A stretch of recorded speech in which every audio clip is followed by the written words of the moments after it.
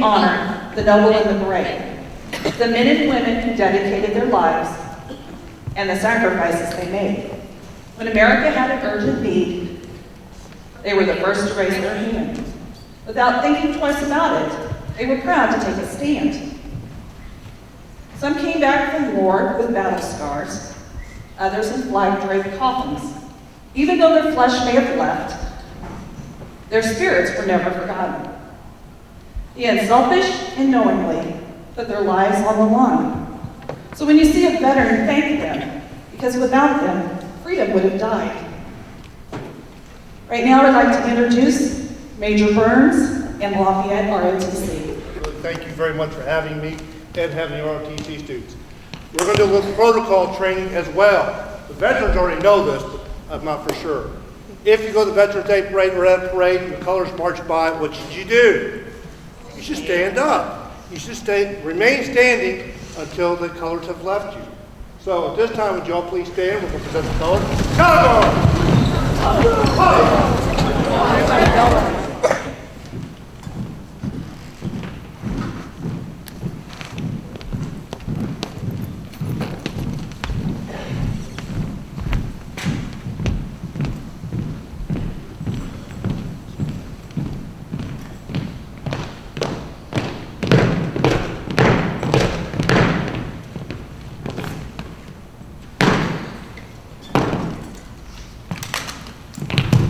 Sir, Lafayette Arm, X-Team, permission to use the drill floor, sir. Permission granted. Thank you, sir.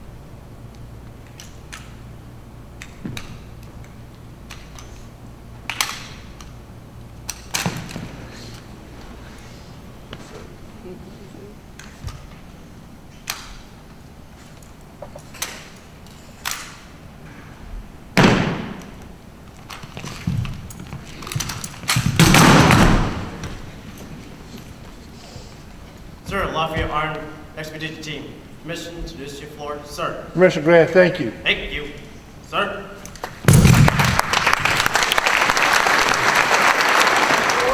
It was also called the War to End All Wars because they thought it was so horrific, so bad, so many people would die that they would never have another war. Matter of fact, after that war was finished, they signed a pact outlawing war. Since that time, we've had numerous wars. Hundreds of thousands of our men have died and women have served. On that day, 98 years ago, at 11 a.m., on the 11th day of the 11th month, they signed a treaty ending World War I. That day is now recognized in the United States as Veterans Day, the date that we recognize and honor those who have given up their time, their efforts, and their families that have given up their time and their efforts. How do we honor our vets? This is a common thing. It's really not proper to go up to a veteran and say, "Did you kill anybody in combat?" How do we honor our vets? We go up to our veterans and we say, "Thank you for your service." With that, we have many honored veterans with us today. We're going to call these veterans' names, and if you would join me in saying simply, thank you for your service. The first veteran that just left was Major Tim Burns, United States Army. Major Burns has served not only this country, but he has served the school district in St. Joseph, guiding our students. Thank you, Major Burns.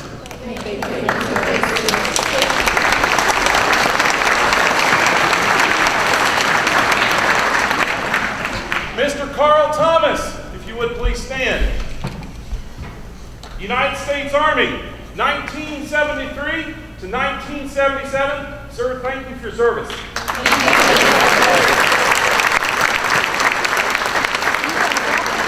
Mr. Bob Mays, United States Navy, 1965 to 1969. Thank you for your service, sir.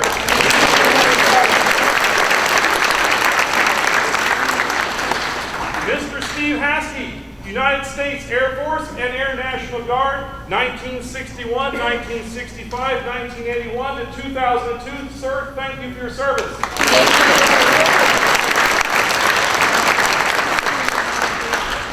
Mr. Joseph Hasker, United States Army, 1994 to the present. Sir, thank you for your service.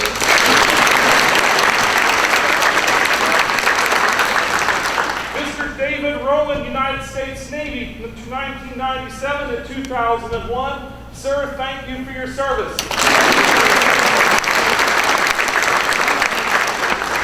Mr. Brad Wisely, United States Air Force, 1978 to 1972. Sir, thank you for your service.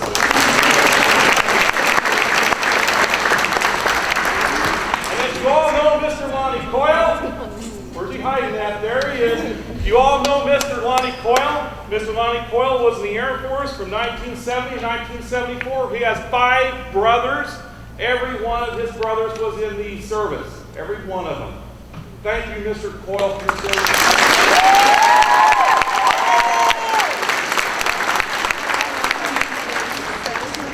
Mr. Tommy Larkin, United States Marine Corps. Yesterday was her birthday. He served the United States Marine Corps from 1968 to 1973. Thank you, Mr. Larkin, for your service.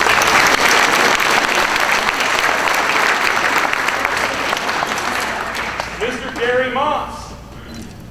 Mr. Gary Moss served in the United States Army from 1960 to 1969. Sir, thank you for your service.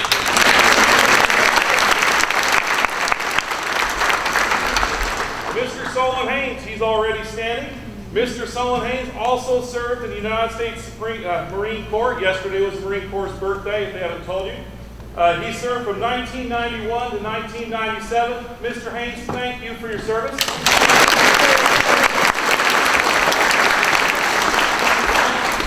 Mr. Eric Bruder. Mr. Eric Bruder served in the United States Army from 1987 to 1991. Mr. Bruder, thank you for your service.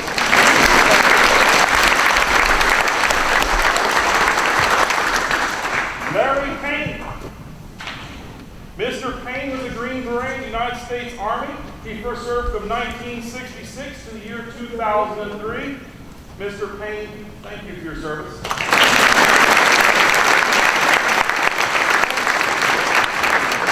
Mr. Jim Hines.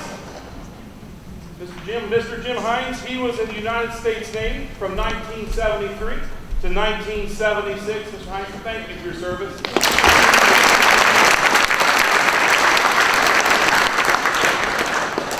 Mr. Eric Philippi. Mr. Eric Philippi is currently in the United States Army. He has served from 1998 to the current time. Thank you, Mr. Philippi, for your service.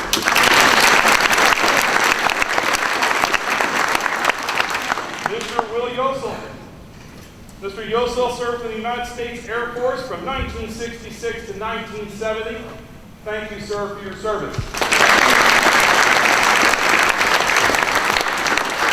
Many of us are going to talk about this moment. We have another gentleman that just came in. Okay. Good morning. Stand up, please. What's your name? Joshua Satterley, Okay, this is Joshua Satterley, and your field of service?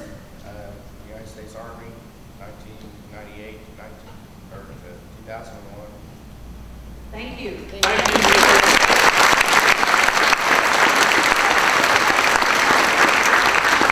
Many people, they'll look at it and they'll say, boy, I'd like to have my picture taken with a professional athlete or movie star. These are my heroes.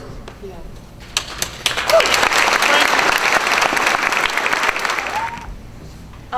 I had a great uncle and a great aunt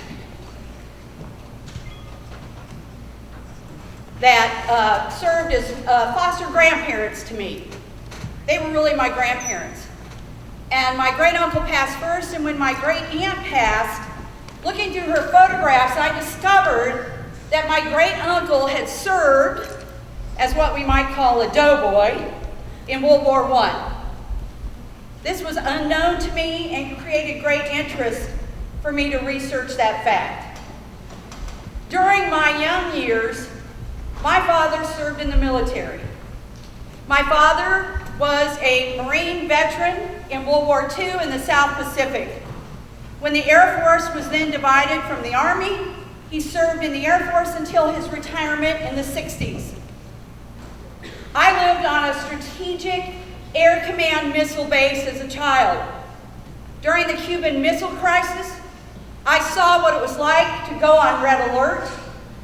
I saw what it was like for your father to be gone for 5 to 6 days and come home, not having shaved, not having slept, and serving his country.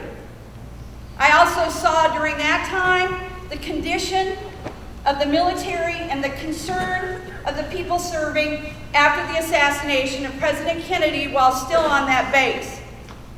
These left meaningful impressions upon me. My father also served as a recruiter for the Air Force and would talk to me about seeing young men going into branches of the service and knowing what they would take on as they took on that duty.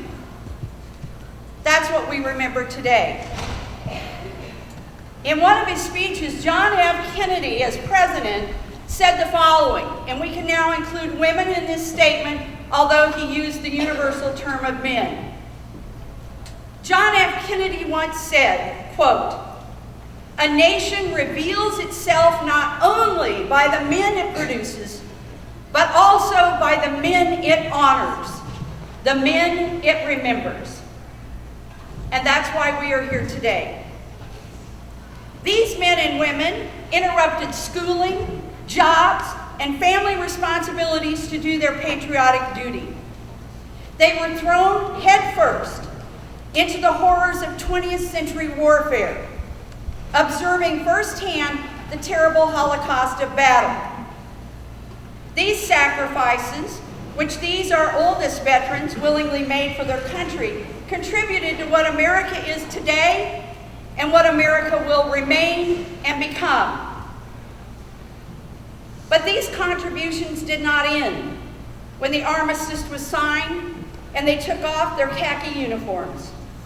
They returned to their homes in the United States and helped to build this nation into the greatest the world has ever known. These are the remarks of President Jimmy Carter in a speech to veterans. In addition, he said, and I thought this was pertinent, "I believe General Blackjack Pershing summed up the continuing role that veterans play in peacetime quite well when he told the soldiers in France, 'Your deeds will live on forever on the most glorious pages of American history. There remains now a harder task, which will test your soldierly qualities to the utmost.'" And then he went on to speak of building America as they returned home.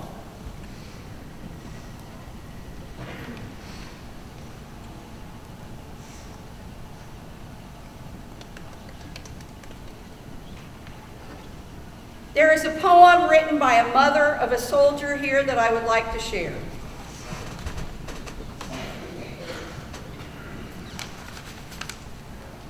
They did their share. On Veterans Day, we honor soldiers who protect our nation. For their service as our warriors, they deserve our admiration. Some of them were drafted. Some were volunteers. For some, it was just yesterday. For some, it's been many years.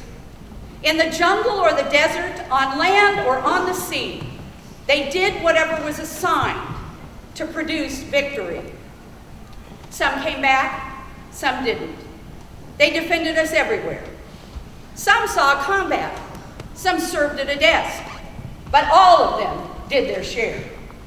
No matter what the duty, for low pay and little glory, these soldiers gave up normal lives for duties, mundane and glory.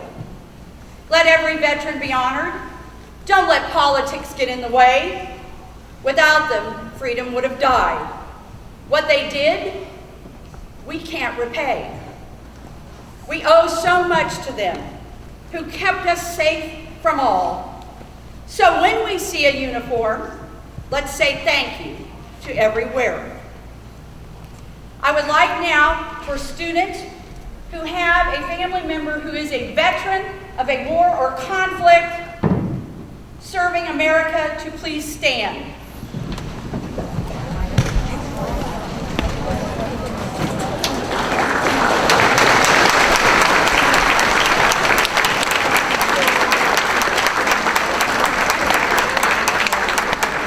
I would like at this time, for those of you who have a family member who is serving in active duty currently, right now, please remain standing.